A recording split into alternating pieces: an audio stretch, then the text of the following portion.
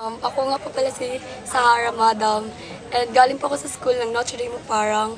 And then, I am 15 years old, and nandito po kami ngayon, yung experience, gusto ko pong i-share yung experience ko dito sa naganap na YLC.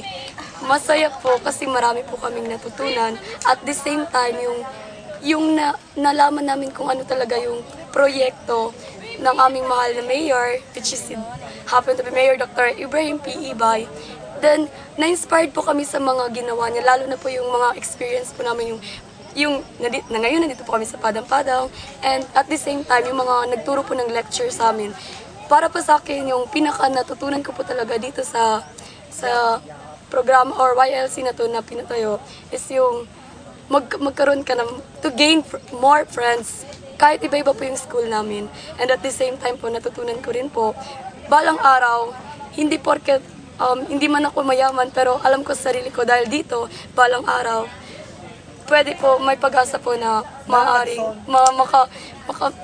katulad po ni Dr. Ibrahim P. Ibay, maging katulad po natin siya. Malay niyo po sa president din po sa buong Pilipinas, yun po, to be a better leader for the future and someday.